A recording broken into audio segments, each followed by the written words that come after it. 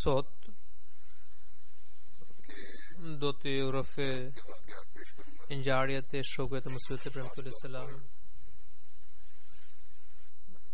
se si ata pranuan xhamatin. Shpesh muslimanët ahmedian me përkatësi arabe më shprehin dëshirën e tyre dhe më kërkojnë që t'u tregoj ngjarjet e sahabëve të Mesihut e premtuar selam.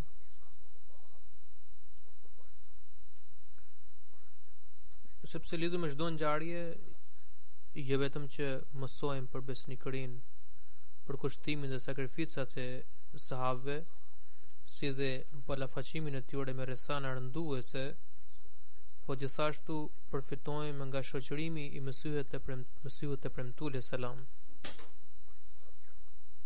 Çfarë do ngjarje të rrëfehet në çfarë do kategorish, në çfarë do konteksti, vetë se në shfaqen morale të vyera dhe të shkëlqyera të Mesihut të premtuar alayhis salam. Njihemi me mjedisin dhe natyrën e kuendeve të Mesihut të premtuar alayhis salam, edhe këta sahabë janë shembull për ne në këtë kohë, sepse me to përmbushen drejt për drejt fjalët e Kuranit. Wa akharina minhum lamma yarhaku bihim. Dhe më thënë, Allahu është ai i cili u ka dërguar një profet edhe atyre të cilët ende nuk u janë bashkuar, duke lënë gjurmë të qarta nëpërmjet shembujve të shkëlqyer. Këta persona na kanë lehtësuar udhët tona drejt synimeve shpirtërore. Prandaj këto ngjarje dhe rrëfime nuk mbajnë rëndësi të veçantë vetëm për ato familje të cilëve ata u përkisnin dhe nuk u shërbejnë vetëm atyre si modele shembullore, por ato mbeten shembuj të lartë për të imituar nga çdo musliman ahmedian, edhe në të ardhmen, për të përforcuar bindjen dhe qëndrueshmërinë e tij. Kjo është arsyeja pse anëtarët e rinj shpesh më bëjnë kërkesë për këtë. Po ashtu, siç kam thënë, që ne njihemi edhe me fjetën e Mesihut të premtuar selam, e cila në jep një hovë të madh besimit ton.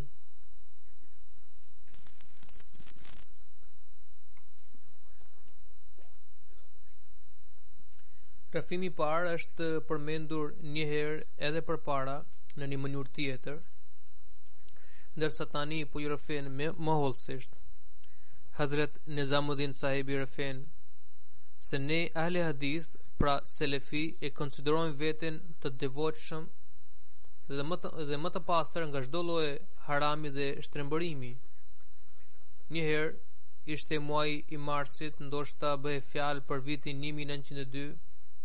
Ne, disa selefi, u nisëm nga qyteti i Gjehlemit për në Lahore, me qëllim që të marrim pjesë në tribunën e Anjuman Himayat e Islam, domethënë të organizatës lidhja për krajin e Islamit, që zhvillohet çdo vit.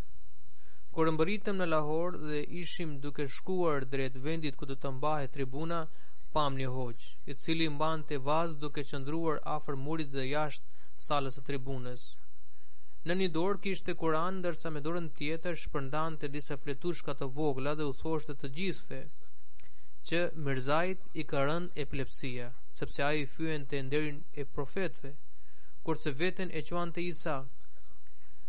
Ky person betoi me emrin e Zotit dhe përsëriste po to fjalë.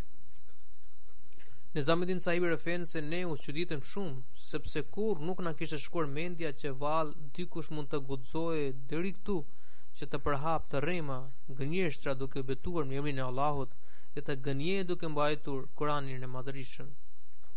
Ne ishim 3 veta, unë ja mora fletushkën dhe fillova të lexoj. Fletushka tregonte po këto gjëra, që me azalla Mirzain e ka zënë epilepsia, sepse ai cënonte nderin e të dërguarit të profetit. sepse ai cënonte nderin e të dërguarve të Zotit. Unë thash shokëve të mi që më mirë të shkojmë në Kadian. Pra, Zoti i Madhërisëm kishte vendosur që Nizamuddin sahibi të prudhe dhe të bënte bet në dorën e Mesihut të premtuar selam. Prandaj ky hoq që shpallte të rremat u bë sebeb që ai të shkonte në Kadian. Pra, ai mendoi se duke parë gjendjen e Mirza sahibit me sy do t'u kallëzonte gjithçka Mirzajanëve, domethënë Ahmedianëve të atij qyteti, që për herë bisedojnë me ne dhe kritikojnë dietarët tanë, duke thënë që hoxhallarët dhe dietarët tanë gënjen. Dëshmia jon do të jetë e provuar dhe e parë me sy, dhe kështu ne do të përgënjeshtrojmë mirë Ahmedianët. Mëte ai refen se shokët e mi fillimisht nuk pranuan kërkesën time, por u pajtuan pasi që u kërkova me shumë këmbëngulje. Ne të tre i hipëm trenit në Lahore dhe mbritëm në Batala, dhe duke nisur prej ande arritëm në Kadian, dikur pas gjendis. Po afrohej koha e akşamit, prandaj unë i thash pyeta dikë që të më tregonte vendin ku qëndron Mirza sahibi për falje, sepse ne duam të qëndronim afër tij dhe të sodisnim atë. Ndoshta personi të cilin kisha pyetur më shoqëroi deri atje ku Hazrat sahibi bënte falje, meqense koha ishte afër, prandaj unë u ula atje ku Hazuri do të qëndronte për falje, domethënë nga ana ime e djathtë, ndërsa dy shokët e mi u vendosën në anën e majt nga unë. Kjo xhami ndodhe shumë afër shtëpisë së Huzurit dhe njihet me emrin Xhamia Mubarak. Atëherë kjo xhami ishte aq e vogël se sa mezi formoheshin 7 reshte për sëgjati dhe zor të qëndronin më shumë se 6 veta në një resht. Domethënë gjithsej ishte vend për 35 deri 40 veta. Pas disa minutash u thirr ezani i akşamit dhe mbas disa çasteve mbriti edhe Mesih premtuar selam. Dera nëpërmjet së cilës hyri Mesih premtuar selam ishte afër nesh. Huzuri hyri brenda dhe qëndroi pranë meje. I ndjeri Molvi Abdul Karim sahibi qëndronte përpara tij. Muezini filloi tekbirin dhe derisa ai të mbaronte atë, unë vështrova mirë të gjithë trupin dhe gjymtyrët e Mesihut të premtuar selam. Nga këmba gjerte koka, madje kur shikimi im u ndal të qimet e kokës dhe të mjekrës së tij, mu ndrua tërësisht gjendja shpirtërore. Zemra më dëshmoi se o Zot, unë kurrë nuk kam parë njeriu me këtë bukuri. Flokët ishin sikur fije floriri, syt e përgjumur që shëmbëllenin hijeshisë së përsosur. Bukuria e duarve dhe këmbëve ishte me vete, që joshte nga ndaj vetes. Unë isha i zhytur në mendimet që o Zot, është ky njeri të cilin hoxhallarët dhe dietarët tanë etiketojnë si të rrem dhe personin që qëndron të dërguarit të Zotit. Unë përmendoja këto gjëra kur imami thiri Allahu Ekber dhe filloi namazi. Unë edhepse isha në falje, por derisa nuk u tha selami fundit, unë mbeta në këtë mëdyshje dhe dilem që o Zot i gjithësisë, a mund të gënje edhe hoxha ynë që mban mjekër të gjatë në përputhje me dispozitat e shariatit, duke betuar me Kur'an në dorë, madje duke përdorur edhe fjalë shumë të rënda, thot se Mirzait na miazallah i ka rënë epilepsia. Kjo gjë më qeli dyshime dhe mosbesimet e reja. Herë zemra më ngushëllonte duke thënë se si mund të gënjet dikush që mban Kur'an në dorë dhe mbetohet në emrin e Zotit të Madhërisëm. Pra ti kur nuk i kishte me shkuar mendja që hoxha mund të sajonte një gjë të tillë duke qenë në këtë gjendje. A mos val ky njeri që qëndron në falje është tjetër kush dhe jo Mirza sahibi? Mbasi ata ashtu bëjnë për të mashtruar dhe të sapo ardhurit, por kur më dilte përpara ajo fytyra e nushme të Huzurit, shpirti më përshpëriste se a mos val ai njeri që betohej me Kur'an përhapte të rrema vetëm nga armiqësia me qëllim që njerëzit të mos drejtohen nga Kadiani. Gjithsesi, namazi përfundoi dhe Huzuri ul mbi stol. Së parja e thiri që nëse Mufti sahibi ishte i pranishëm, atëherë ai të ule përpara. Kur Mufti sahibi doli përpara, atëherë Huzuri pyeti për Molvi sahibin, pra për Molvi Nurdin sahibin, se ku ishte ai. Ai ishte ulur në rreshtin e fundit, prandaj u ngrit edhe ai dhe doli përpara. Ndërkohë huzuri filloi bisedë rreth epidemisë së murtajes, ai tha që unë i kisha lajmëruar njerëzit qysh më herët se kam parë engjëj duke mbjell bimët me ngjyrë të zezë në Punjab, dhe pyeta se çfarë ishin ato. Ata më përgjigjen se ishin bimët e murtajes që do të shfaqet në Punjab në sinën tjetër. Fatkeqësisht njerëzit u tallën me këtë njoftim dhe thanë se murtaja për herë është përqendruar në zonat bregdetare dhe kurrë nuk ka hyrë në territorin e brendshëm të vendit. Por tani shikoni se si ajo është përhapur në disa qytete të Punjabit. Gjithsesi huzuri bisedoi kështu deri në vaktin e yatsis. Pas kryerjes së faljes së yatsis, huzuri hyri në shtëpinë e tij, ndërsa ne shkuam në shtrat për të fjetur. Ne deri vonë bisedonim se si është kjo punë. Hoxha ynë bitohej për Kur'anin ndërsa këtu gjithçka është krejtësisht ndryshe. Të nesërmen kur u zgjuam, vendosëm që të bisedonim me Molvi Nuruddin sahibin dhe të pyesnim se valla a ishte ai Mirza sahibi në Kadian, ata që pam, apo ishte dikush tjetër. Kur mbritëm në klinikën e tij, aty gjende një hoxh kundërshtar. Ai ja bëri një pyetje se të gjithë profetët dhe evliat e mëparshëm, pas mundimeve të mëdha dhe paksimit në të ngrënë, ushqeheshin me ushqime të thjeshta, ndërsa për sa i përket Mirza sahibit kemi dëgjuar që ha edhe pilaf dhe ëmbëlsira. Molvi Nuruddin sahibi u përgjigj se i nderuar hoxh, me aq sa kam lexuar Kur'anin, unë di që pilafi dhe ëmbëlsira janë të lejuara në Islam. Nëse ju keni evidentuar diku që janë haram, atëherë ju lutem, më tregoni edhe mua. Për pak sa pushoi hoxha së foluri, unë me njëherë nxora fletushkën nga xhepi dhe ja shtrova Molvis Nuruddin sahibit dhe i thash se një ndër hoxhallarët tanë bënd të be duke ngritur Kur'anin se Mirza sahibi, nauzubillah, është prekur nga epilepsia, ndërsa Mirza sahibi që na keni treguar është mirë i shëndosh. Tani na tregoni se është ky Mirza sahibi të cilin na keni treguar apo është dikush tjetër. Hazrat Kalifi i parë me njëherë nxori po atë fletushk nga xhepi i tij dhe tha që hoxhallarët tuaj na kanë dërguar edhe neve këtë fletushk. Tani ja ku është Mirza sahibi? Dhe aty është hoxha juaj, i cili gënjeu duke mbajtur Kur'an në dorë. Tani këtë doni pranoni si të vërtet. Çfarë atëherë? Më përlotën syt dhe mendova, o pamend, a akoma nuk do të pranosh? Vërtet këta hoxhallar të kësaj kohe janë dexhal. Ne të tre në kohën e drekës i tha Mesihut të premtuar selam që të pranonte betin ton. Huzuri na tha, mos u nxitoni, pritni pak. Mos val, hoxhallarët ju mashtrojnë me fjalët ledatuese dhe bëheni më gjunaqar. Unë i thash me të qarat se huzur, on kur nuk kam për të zmrapsur. Gjithsesi, të nesër me ne të tre u antarësuam në xhamat dhe u kthëm në shtëpi. Hazrat Mia Abdulaziz sahibi refen se në vitin 1898, kur u transferova në zonën e fshatit Sekma dhe u njoha me Mia Jamaluddin sahib, Mia Imamdin sahib dhe Mia Hairuddin sahib, dhe ata më treguan për deklaratën e Mesihut të premtuar selam, pra se është Mehdi dhe Mesih. Meqense unë nuk kisha asnjë lloj para gjykimi apo rrethje ndaj huzurit, prandaj nuk i mora për keq fjalët e tyre, vetë se mendova se për çfarë arsye hoxhallarët tan thon fjalë të ashpra kundër tij.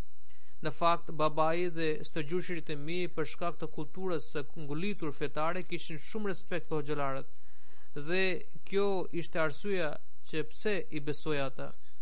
Kur ata, pra Mia Imamdin e të tjerë, më dhanë librin e Zaloham për ta parë, unë para se ta shikoja bëra një lutje, se o Zot, unë jam krejtësisht i paditur dhe i padije.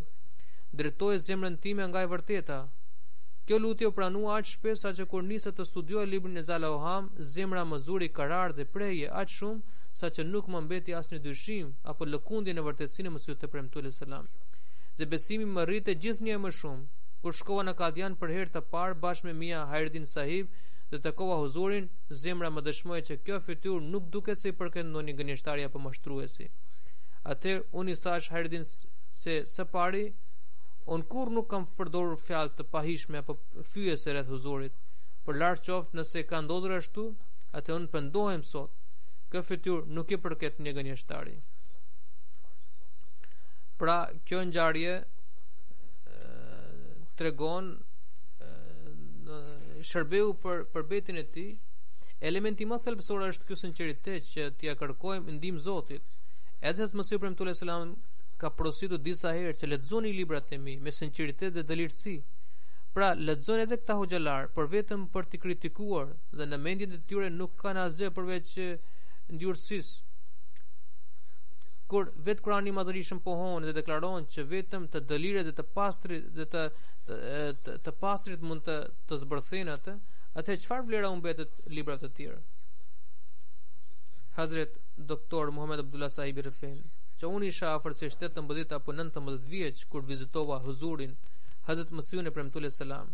Pra kur pash Mesihun e premtues salatu selam përmes në një ëndër që pash në dhjetor të vitit 1903. Unë nuk isha parë Mesihun e premtues selam më parë. Huzuri më pyeti, pra deri atëherë unë nuk isha parë Mesihun e premtues selam dhe huzuri më pyeti, kë ndiqni ju? Unë ju përgjigja, Zotri, unë i nderuar, unë jam i ndjekës i Muhammed Rasulullahu sallallahu alaihi wasallam.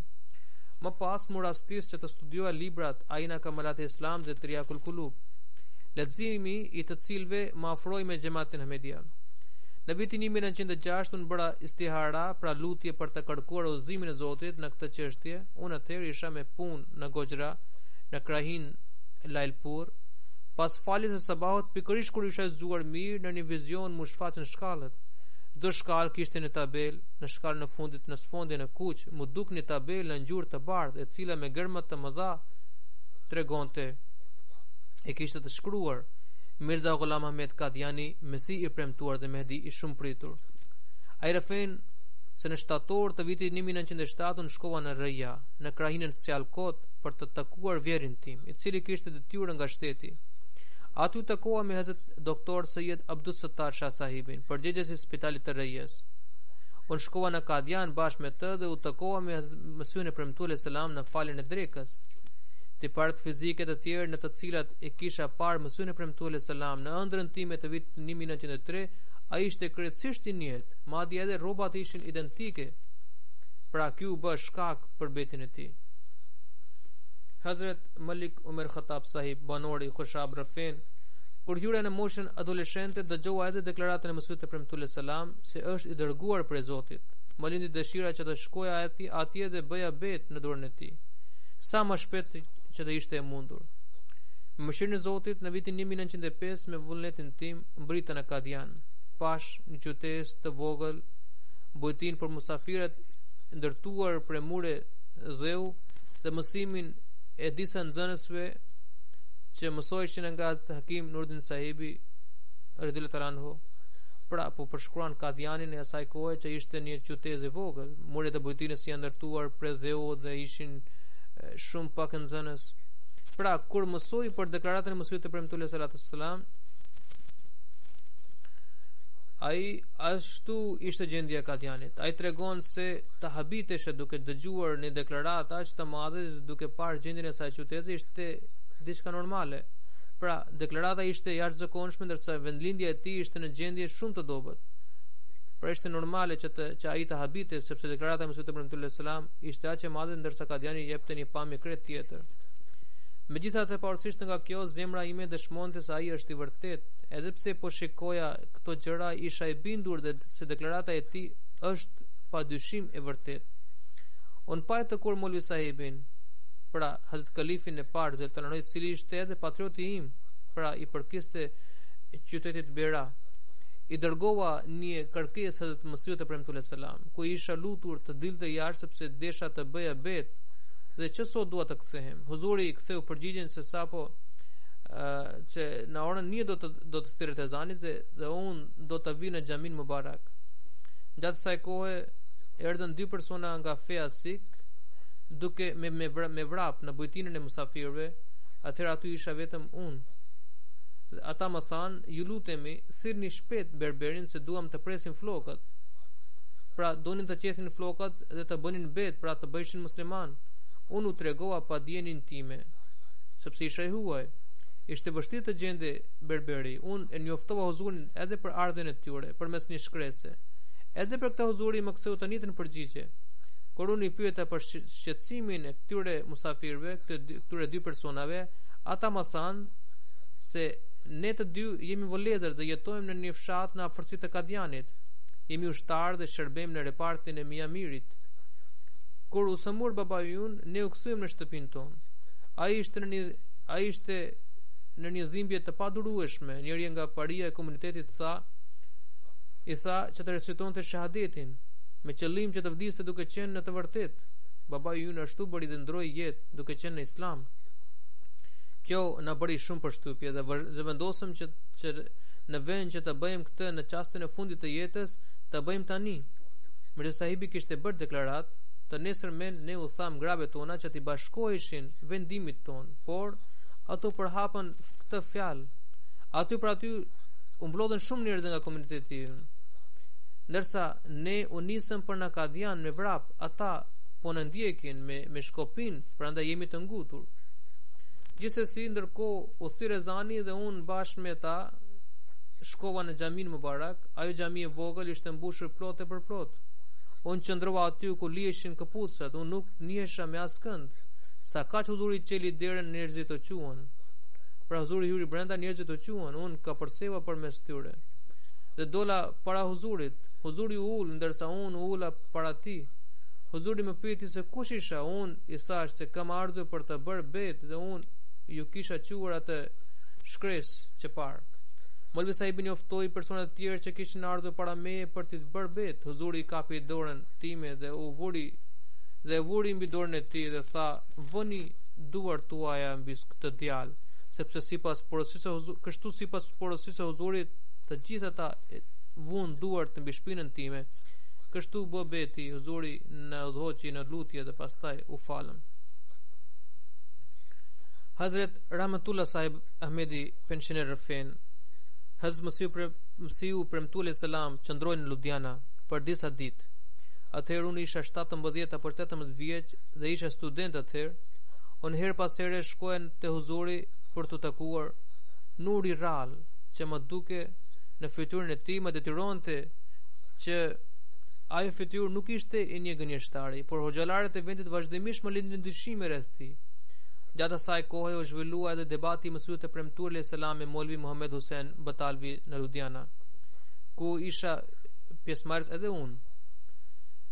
Pastaj, për të më përudhur, Zoti më dërgoi të dyja pjesët e librit Izala Oham, të shkruar nga Mësiu Premtuar selam. Ato ishin mbushur vetëm me dritë dhe hidajet. Vetëm Zoti e di që shpesh unë nuk kam fjetur tër natën, po që të kam dremitur pak si për librit. Unë vetëm studioj librin të qaja se o Zot, si është kjo punë që hoxhallarët po braktisin Kur'anin. A refen, vetëm Zoti i di që flaka e dashurisë mori hovë gjithnjë më shumë. Unë i shkrova Molvi Rashid Ahmed Gëngohit, një dietar i famshëm i asaj kohe, që Mirza Sahibi po vërteton vdekjen e Isa alayhis salam me anda 30 ajeteve të Kuranit. Ju lutem, më shkruani ajete dhe hadithe që argumentojnë se ai është i gjallë.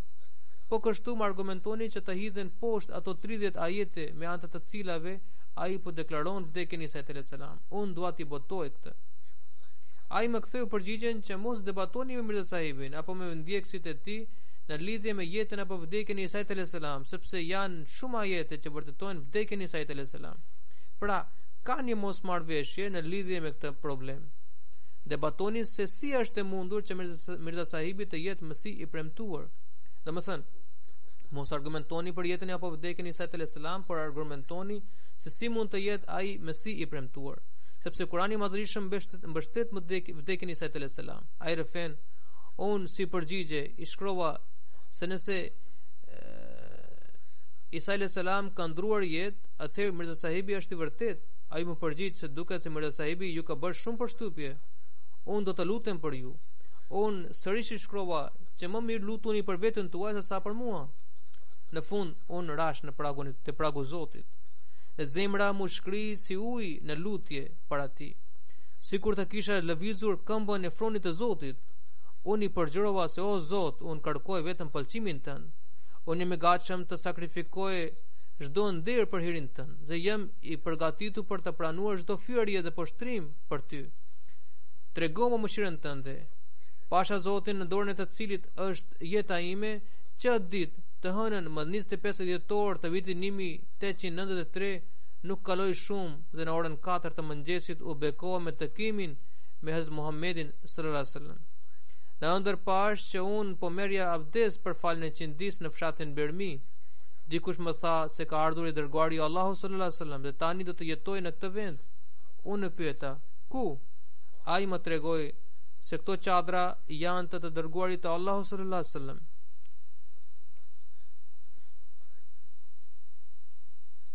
Unë shpejt mbarova namazin dhe shkova atje.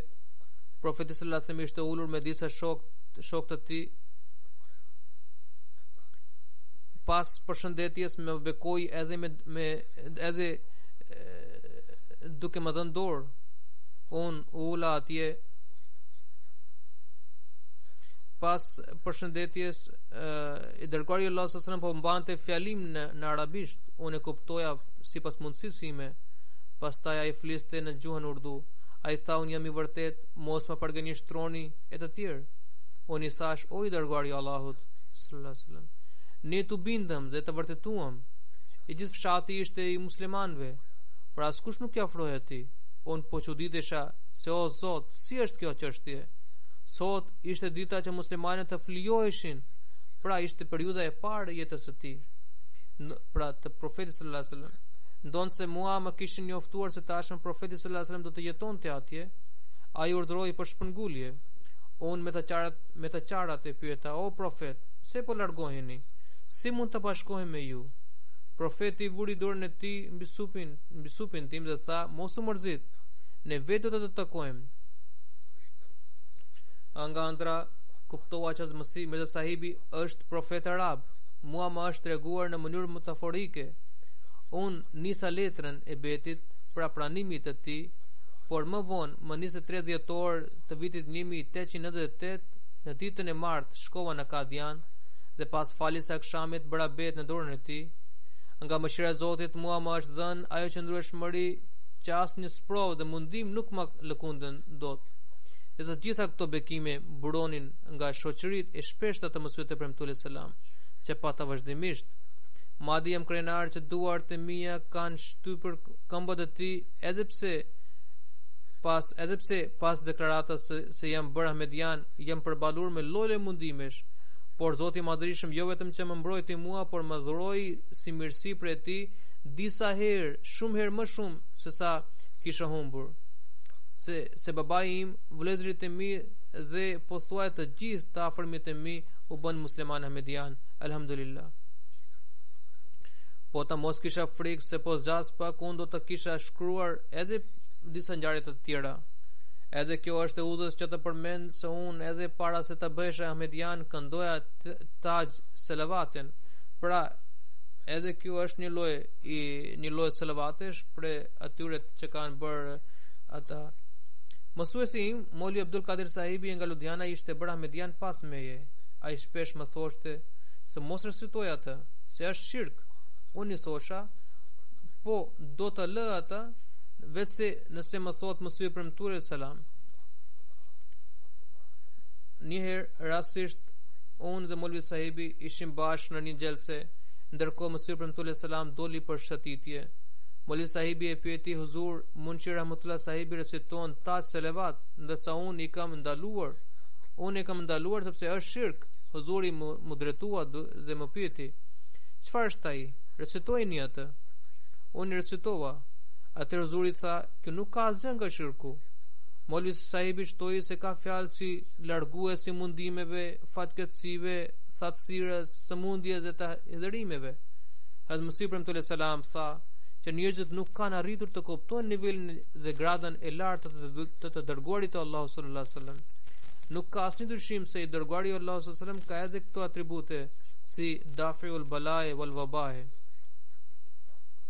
Ai mbajti një fjalim të gjatë për këtë. Molvi Sahibi u kënaq shumë dhe për dobinë të gjithëve ai hartoi edhe një temë për këtë. Hazrat Sayyid Mahmud Alam Sahibi Rafen, se në vitin 1903 vëllai im i madh Sayyid Mahbub Alam shkonte diku në Patna, pranë në një qytet të Indis, kur dëgjoi dy persona duke biseduar se dikush në Punjab ka deklaruar se është Imam Mehdi. Vllai im kishte shumë dashuri me Kur'anin që nga fëmijëria, prandaj ai u habit kur dëgjoi kështu. Por nuk dinte që këtë pyeste për këtë. Ata që bisedonin ishin larguar. Ndoshta shefi i stacionit hekurëdor mund të ketë dieni për këtë. Pra ashtu mendoi dhe kishte të drejtë. Ai mori emrin dhe adresën e Mesihut e Premtuar selam dhe u kthye në shtëpi. Pastaj shkroi Mesihut e Premtuar selam një letër që nuk kam njohuri për ju, vetëse kam dëgjuar emrin tuaj, nëse mundeni ju lutem më dërgoni librat tuaj, unë pasi që mbaroj do t'ju nis me post. Kështu që Molvi Abdul Karim sahibi si Alkoti gjithmonë i dërgonte libra, ndërsa vllai im i kthente pasi që mbaronte së lexuari, që atëherë njerëzit kishin filluar kundërshtimin e vllait tim, por ai u tregua i fortë dhe i qëndrueshëm dhe nuk kaloi shumë që pranoi xhamatin. Edhe unë nëpërmjet vllait tim lexova librat e Mesihut e Premtuar selam dhe bëra bet. Pak para se të pranoja Ahmediatin, unë shkova në shtëpinë time në fshat nga qyteti dhe mu rastis të flija afër babait tim.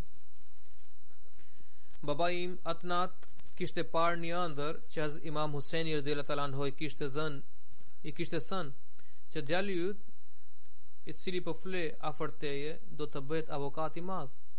Kur u bëra Ahmedian, i thash babait tim që përmes ëndrës ku pat që unë do të bëhesh avokat, në fakt ishte njoftuar se unë do të pranoja xhamatin. Ai rëfen se akoma nuk kisha marrë veten nga sëmundja e rëndë që më zgjati gati 2 vjet, më lindi dëshira madje gati si marzi që të shkoja në Kadian. E muhabbat ajab athar numayan kardi, zahmo marham barahe ya tu yaksan kardi. Domethënë dashuria ka nxjerr shkenje të çuditshme, saqë plaga dhe melhemi janë bërë gati njësoj për mua. Vllai im më këmbën nguli se në Kadian nuk ka ndonjë thesar, prandaj të paktën mbaro provimet e maturës që të mos të dalin probleme atje. Prindërit e mi nuk kishin Ahmedian akoma dhe nuk kisha asnjë shpresë për tyre. Kështu që askush nuk më dha shpenzime për rrugë. As vllai nuk pranoi, ndërsa nga prindërit nuk munda të kërkoja. Unë isha bërë shumë i dobët dhe zaif nga sëmundja. Nuk kisha fuqi të hecë si as 5 apo 6 kilometra në këmbë. Madje duhet thënë se nuk kisha fuqi që të hecë si as 2 kilometra, por Allahu lartësuar më frymëzoi me një pasion që u bëra gati për të udhëtuar me këmbë. Atëherë isha në Patna dhe njerëzit më sugjeruan që të takoja njerëzit një herë prindërit. Para se të nisesha, unë nuk pranova këtë, duke menduar se vallë mos lëkundem nga përgjërimet dhe lutjet e nënës sime dhe të lë vendimin për të shkuar në Kadian, pra të braktis dëshirën për të shkuar në Kadian. Sidoqoftë u nisa, para se të nisesha, i shkrova një kartë postale Mesihut e Premtuar selam që të lutej për mua. Unë jam shumë i dobët dhe pa fuqi. Një kartë postale i nisë vllait tim sepse ai nuk qe në atë vend. I shkrova se do t'i njoftoj nëse mbri në Kadian, por nëse vdiqa gjatë rrugës, askush nuk do të mësoj për trupin tim. Kisha marrë të gjitha masat paraprake për këtë udhtim, kisha marrë me vete hartën e hekurudhës, kisha marrë me vete edhe pak para duke shitur librat shkollor. Ai rëfen, unë ishe shumë i dobët, ndërsa distanca ishte shumë e gjatë, prandaj udhtova me tren gati 50 apo 60 milje, me qëllim që nëse gjendesha në mëdyshje për shkak të dobësisë shëndetësore, të mos kisha guxim për të kthyer mbrapsht. Ai tregon se përgjatë këtij udhëtimi unë çdo ditë ecja nga 30 milje. Ndalesha aty ku më zinte nata, herë në stacion dhe herë në ndonjë vend të shkret. Të dyja këmbët më plagosën rënd. Unë vetëm lutesha, o Zot, ruaj këmbët e mi. Kur ndalesha diku për të kaluar natën, nuk kisha mundësi të lëvizje këmbët për shkak të dhimbjes së madhe. Kur gëzihe, falje sabahun, kur ngrihesha për të ecur, këmbët nuk më lëviznin. Unë i lëvizja me shumë vështirësi dhe fillimisht me qapa të ngadalt dhe të kujdesshëm, por nuk kalonin shumë që të kapje shpejtësinë time të zakonshme. Këmbët nuk ishin në gjendje që të mbathja këpucët, sepse ishin bërë me kallo, madje më ishte hequr lëkura dhe kishte mbetur vetëm mishi. Megjithatë dëshira për të shkuar deri në Kadian ishte aq e madhe që vazhdoja të ecja. Nganjëherë duke ecur gurat më vrisnin aq keq nganjëherë duke ecur gurat më vërishin aq keq saqë nga dhimbja më dridhe i tër trupi. Herë ecja mbi shinat e trenit dhe herë në rrugën kryesore. Mu desh të kaloja nëpërmjet rrugëve të rrezikshme. Një herë u gjenda midis mira majmunëve të zi, që vetëm duke kujtuar atë më rrëqeset trupi. Kalova nga qyteti Aligar, por pa ditur se si ishte ai. Domethënë kalova qytetin, por nuk mbaj mend se si ishte ai, sepse kisha vetëm një synim dhe unë po ecja vetëm për të mbërritur atje. E as nuk u ndala se si ishin ndërtesat e universitetit. Gjithsesi, duke ecur në rrugë në të djathtë, pash disa ngrehina të bardha. Unë pyeta një kalimtar se ç'e ishin ato. Ai më tha se kjo është ngrehina e universitetit, por unë prap vazhdova rrugën. Kalova qytetin Delhi, por nuk u ndala atje as për një minutë, sepse qëllimi im ishte tjetër. Nuk isha si synim që të vizitoja të mëdhenjtë e këtij qyteti, prandaj nuk desha të largohesha qëllimit tim as për një sekond. Mbërrita në Kadian me këmbë të plagosura dhe qëndrova në bujtinën e musafirëve. Pas disa minutash Hafiz Hamid Ali sahibi më ofroi një gotë qumështi. Unë nuk kisha asnjë para në xhep, prandaj unë refuzova. Por kur më tha se mos u mërzitni, nuk keni për të paguar diçka, unë e pranova dhe piva atë. Alhamdulillah la dhalik, që ushqimin e parë që gjeta në Kadian ishte qumësht. Gjatë qëndrimit tim në Kadian erdhën shumë veta atje, por askujt nuk ju dha qumështi për qerasje. Unë që për asaj dite jam bërë i paditur për gjërat e tjera. Pastaj u takova me mësuesin e premtuar selam. Huzuri bisedoi gjatë me mua dhe bëri shumë pyetje. Kur njerëzit filluan të bënin bet, Huzuri vetë më pyeti për bet. Ndërsa unë po e shtypja këmbët. Ishte pikërisht kjo marrëzi që më shërbeu, për ndryshe si do të dilte emri im ndër emrat e ashabëve. E gjunu gërd të gërdëm ke që ehsan kërdi. Allahumma malikal mulki tu'til mulka man tasha wa tanzi'ul mulka mimman tasha wa tu'izzu man tasha wa tudhillu man tasha. Pastaj rëfen se kalifi i parë më mjekoi plagat, ndërsa Hafiz Roshan Ali sahibi më jepte mësime fetare. Dhe pas një farë kohe Hazrat kalifi i parë vetë më jepte mësime. Pastaj në maj të vitit 1908 unë u bëra i Kadianit, pra u vendosa plotësisht në Kadian. Në maj të vitit 1908 Hazrat Masihu premtuar selam udhtoi për në Lahore dhe pastaj thiri edhe kalifin e parë radhiyallahu anhu. Atëherë Hazrat kalifi i parë më mori edhe mua. Kur Hazrat Masihu premtuar selam ndroi jetë, unë isha qëndruar pranë tij në të djathtë, pra që isha afër shtratit të Masiut të premtuar selam kur ai ndroi jetë. Nga Lahori deri në Kadian u ktheva bashkë me xhenaze. Kur Hazrat kalifi i parë mori bet nga të pranishmit në park, unë isha ulur mbi shtrat bashkë me të. Fjalimi i Hazrat kalifit të parë dhe fjalët e Hazrat Mir Nasir Nawab sahibit akoma bëjnë jehon në veshët e mi. Pas betit u fal namazi i xhenazes. Pastaj u vendosa arkivoli Huzurit për pamje në shtëpinë që ndodhi në park dhe u hoq pëlhura nga fytyra e tij. Njerëzit hynin përmes derës që ndodhe në drejtim të perëndimit dhe dilin nga dera që çele nga lindja.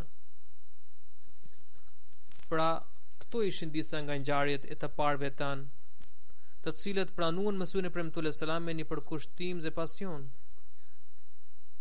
Rëfimi i Sejed Mahmud Alam sahibit është në fakt forma e interpretuar e atij hadithi. Pra është interpretimi i atij hadithi në të cilin i dërguari Allahu sallallahu alaihi wasallam ka thënë që nëse ju shikoni Imam Mehdiun, pra ju gjeni Imam Mehdiun, atëherë pranojeni, edhe nëse duhet të kaloni Gjunjazi, malet të mbuluara me dëbor. Ai duroi dhimbje të jashtëzakonshme, por kishte një vendosmëri falë së cilës ai vazhdoi të ecë përpara derisa arriti synimin. Allahu alartësoft për herë gradat shpirtërore tyre sahabëve dhe na dhënë edhe neve rritje dhe zhvillim në besimin dhe bindjen ton.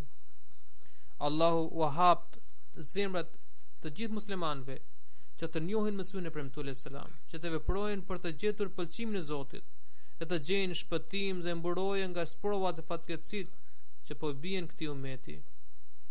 Allahu u mundsoft të përmbushin të drejtat që u takojnë si ummeti i të dërguarit të Allahut sallallahu alaihi wasallam. Amin. Tani do të tregoj edhe një lajm të trishtuar. I nderuar Muhammed Hashim Said Sahibi, i cili ishte një ndër ahmedianet e vjetër këtu, ka ndruar jetë në Arabinë Saudite. Inna lillahi wa inna ilaihi rajiun. Ne jemi të Allahut dhe tek ai do të kthehemi. Sot kam bëritur gjenazja e tij, madje sapo kam bëritur këtu, prandaj do të udhëhet gjenazën e tij pas faljes së xhumas. Ai shpesh vinte këtu dhe bënte shumë udhëtime të gjata. Më 11 gusht ishte nisur për këtu dhe kur mbërriti në aeroportin e Arabisë Saudite, ju shfaqen problemet e zemrës, shkoi direkt, pra ai u qua direkt në një klinik dhe aty i goditi ata kardiak dhe ndroi jetë. Inna lillahi wa inna ilaihi rajiun. Në vitin 2000 ai ishte transferuar në Arabinë Saudite, ndërsa para asaj ai jetonte këtu në Angli. Për vite me radhë ai shërbeu me detyra të ndryshme në xhamat atje. Pra kishte disa nga detyrat e përgjithshme të xhamatit, por krahas tyre unë i ngarkoja për të realizuar disa detyra shumë të rëndësishme të xhamatit. Dhe të gjitha ato ai i kreu në mënyrë të shkëlqyer. Ishte një person me cilësi të rralla dhe aftësi të jashtëzakonshme. Ishte i kalitur mirë në çështje administrative, dinte shumë mirë për problemet teknike, zotronte mirë edhe deturinë fetare. Madje duhet thënë se mençuria dhe përvoja e tij në çdo sferë të jetës ishin shembullore. Megjithatë, ishte njëri tejet i përulur, i thjeshtë, i shoqërueshëm, i dhemshur dhe përherë fliste me butësi. Ishte shumë zemërbut, i sinqert dhe kishte një lidhje të qiltër me çdo kënd. Merrte pjesë duke bërë sakrifica të mëdha në kontributet financiare dhe merrte pjesë në çdo ark të xhamatit. Ishte shumë i kujdesshëm për të drejtat njerëzore. Sa herë që shikonte dikën në vështirësi, ai bëhej merak për atë dhe nuk e zinte karar derisa nuk e ndihmonte. Ka shtëpi në Londër. Një komshiu i tij më tregoi se këtu shtëpit ndahen me mure me garda druri. Një herë nga stuhia e fuqishme u rrezua muri. Një ditë ai erdhi vetë dhe tha: "Mos u mërzitni, unë do të rregulloj këtë." Meqense ky komshi kishte për tu nisur për një udhëtim, prandaj pas 2 ditësh i ndjeri erdhi vetë dhe rregulloi këtë mur.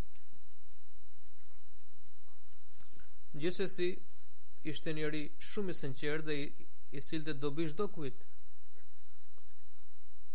Pra ishte burimi i dobis për çdo kënd. Ishte përkushtuar ndaj kalifatit, gjithmonë i gatshëm për të mbrojtur dhe për të shërbyer sistemin e xhamatit.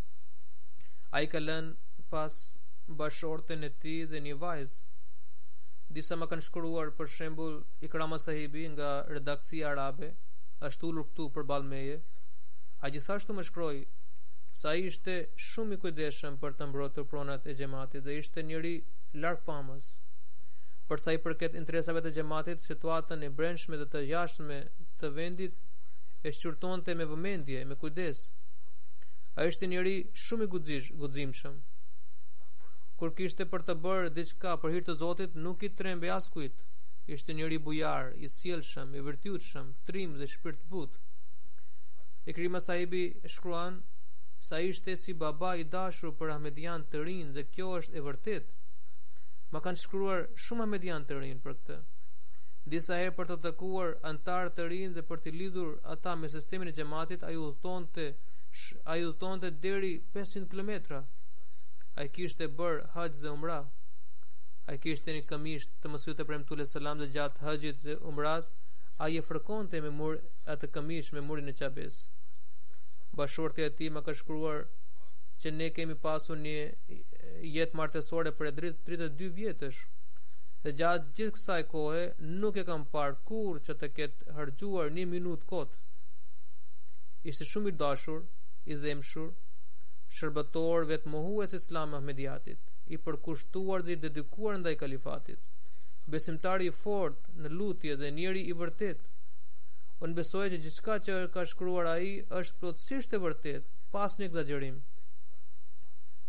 Ai kaloi një jetë të disiplinuar dhe të përpikt. Ai kishte bërë testament para 40 vjetësh, duke dedikuar 1/9 të ardhurave të tij për hir të Islamit.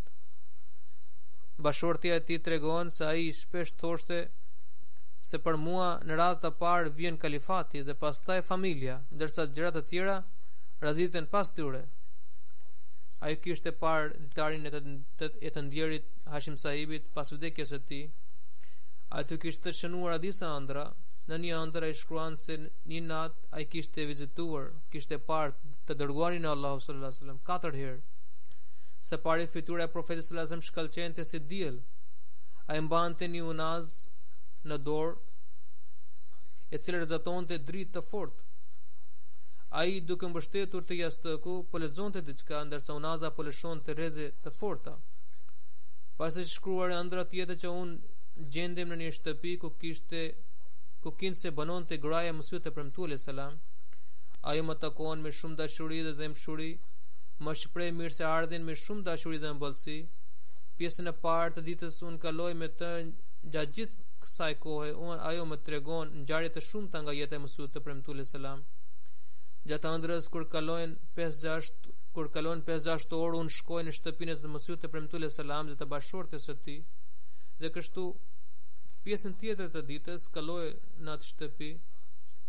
Tani Hazrat Mesih premtuar alayhis salam më tregon shumë ngjarje nga jeta e tij dhe më rrëfeu për shumë çështje gjyqësore, duke thënë se kur ndodhi kjo, Zoti më bëri këtë shpallje dhe më tha kështu e të tjerë.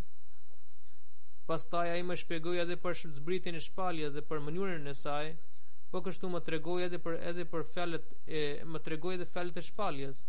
Pastaj gjatë asaj ëndre unë në akşam largohem prej tyre. Gjatë ëndrës kjo bisedë nuk u realizua përmes fjalëve e as nuk pash ndonjë fitur për çdo gjë, përjetova si një ndjesi. Po kështu më kishte parë edhe mua në ëndër. Pra Huzuri thotë që ai e kishte parë Huzurin në ëndër. Në ëndër ai më thot mua se unë kam vdekur dhe ju keni udhëhequr gjenazën time. Unë i them, po, është e vërtet. Tani shkoni dhe hani buk. Pastaj tregon se i doli gjumi, Allah i dhënë Gjenetul Firdos. Siç kam thënë se ai ka jetuar për një kohë mjaft të gjatë këtu në Angli dhe realizoi shumë detyra të xhamatit. Fillimisht Hazrat Kalifi 4 rahmetullah alay nuk e lejoi që të punonte jashtë Anglisë, edhe pse i ishin bërë oferta pune shumë të levërdishme jashtë Anglisë. Ishte me arsim të lartë dhe specialist në fushën e vet. Në vitin 2000 Huzuri e lejoi që të punonte edhe jashtë Anglisë, edhe pse kishte nivel të lartë arsimi dhe kishte njohuri të thellë të asaj fushë, por kur nuk lë që të kuptohet sikur dinte shumë. Vetëm për të mposhtur mendimasin. Unë e kam njohur për herë të parë para gjenazës së Kalifit të 4 rahmetullah alay, kur erdha këtu nga Pakistani. Atëherë shkruante njoftime të ndryshme, përgatiste njoftime të ndryshme që duhet të transmetoheshin në televizion mëta. Ai më paraqiste këto njoftime me shumë përullësi. Sa herë që ju tha që të ndryshonte ndonjë fjali apo kjo fjalë është më e përshtatshme, ai asnjëherë nuk tregoi ngurrim apo mospëlqim. Dhe kur nuk tha që unë kam kaluar gjithë jetën këtu, kam njohuri dhe zotroj mirë edhe gjuhën, prandaj shkrimi im është më i drejtë. Ai bëri ndryshime, ashtu siç ishte thënë. Përullësia dhe modestia e tij ishte shembull edhe për të tjerët.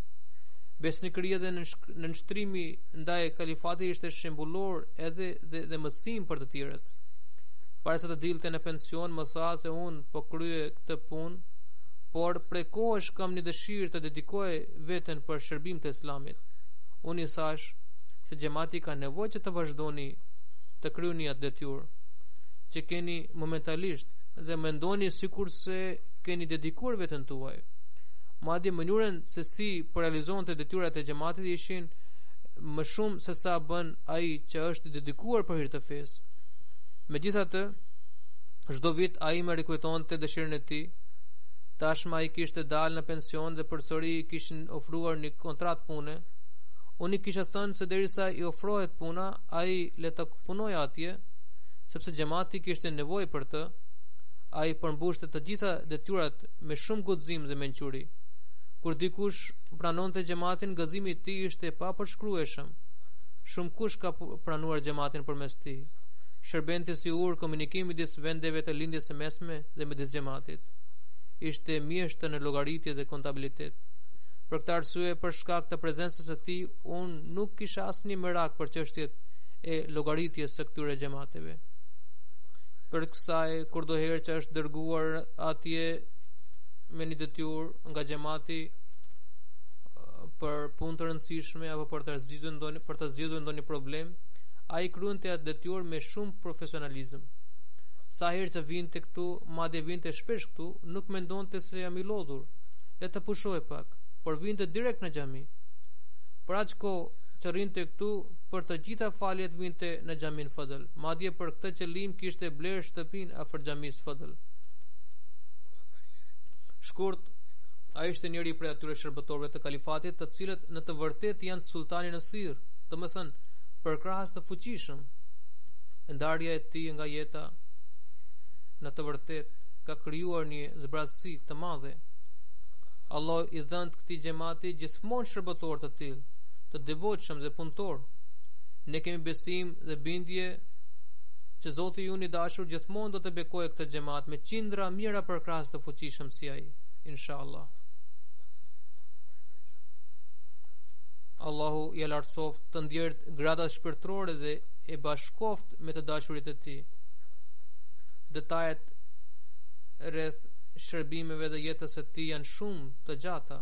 Unë shpresoj që ata që kanë pasur njohuri dhe lidhje me ta do të shkruajnë rreth tij.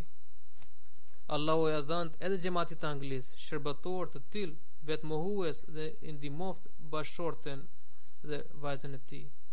Amin.